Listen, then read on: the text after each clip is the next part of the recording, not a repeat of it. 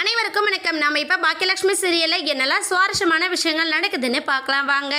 நம்ம பாக்கியா கோபி ராதிகா 2 பேரும் பேசிக்கிட்டு இருக்கிறத கேட்குறாங்க. ஏன்னா ராதிகா வீட்டை காலி பண்ணிட்டு போகிறாங்களோ அப்படிங்கிறதுமே ரொம்ப பதட்டாயிடுறாங்க.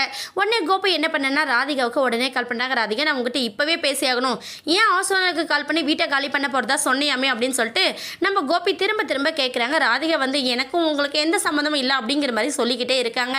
ஆனால் அதெல்லாம் பொருட்படுத்தாத கோபி என்ன பண்ணனா, இங்கே பார் ராதிகா, இப்போ நீங்கள் கிளம்பி வா, நான் இப்போவே உங்கள்கிட்ட பேசியே ஆகணும், வெரி சீரியஸ், அப்புறம் ரொம்ப ப்ளீஸ் கண்டிப்பாக வந்துரு அப்படின்னு சொல்லிட்டு ஃபோனை கட் பண்ணிடுறாங்க. ராதிகா ஒரு பக்கம் என்ன செய்கிறது ஏது செய்கிறதுன்னு தெரியாமல் நேராக வீட்டுக்கு வராங்க. வீட்டுக்கு வந்ததுமே என்னாச்சு, ஏன் ராதிகா இப்படி பண்ணிக்கிட்டு இருக்கா அப்படின்னு சொல்லிட்டு கோபி கேட்குறாங்க. கோபி கேட்டது ராதிகா என்ன பண்ணாங்க, ஏன் கோபி எதுக்காக நான் உங்ககிட்ட சொல்லணும், எல்லா முடியுமே நான் உங்ககிட்ட சொல்லிட்டு தான் எடுக்கணுமா, நானும் மையவும் எங்களை பற்றி நீங்கள் ஏதாச்சும் கொஞ்சமாச்சும் கேர் பண்ணிக்கிறீங்களா அப்படிங்கிற மாதிரி நம்ம ராதிகா கேட்குறாங்க.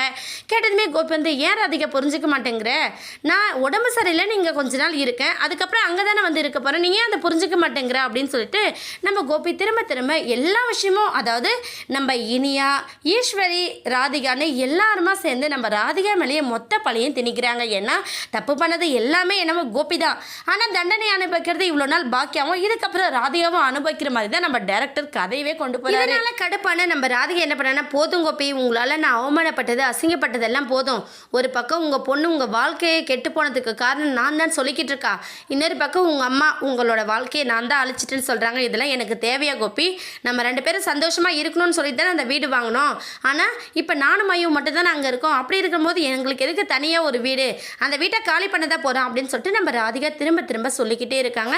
இதனால் கோபி ரொம்பவே டென்ஷன் ஆக ஆரம்பிக்கிறாங்க. போதும் ராதிகா, நீ வருஷத்துக்கு பேசாத அப்படிங்கிற மாதிரி கோபி சொல்கிறாங்க. இன்னொரு பக்கம் இவங்க எல்லாரும் பேசிக்கிட்டு இருக்கிறத நம்ம ராதிகா கவனிச்சுக்கிட்டு தான் இருக்காங்க.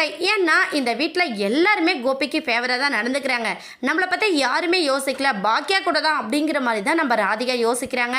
பாக்கியா என்னவோ நம்மளால ராதிகா எந்த விதத்துலையும் காயப்படக்கூடாது அப்படின்னு சொல்லி தான் ஒவ்வொரு விஷயத்துலையும் பார்த்து பண்ணிக்கிட்டு இருக்காங்க. என்னாக போதுன்னு வெயிட் பண்ணி பார்க்கலாம். இந்த வீடியோ உங்களுக்கு பிடிச்சிருந்தா மறக்காமல் நம்ம சேனலை சப்ஸ்கிரைப் பண்ணுங்கள். தேங்க்யூ.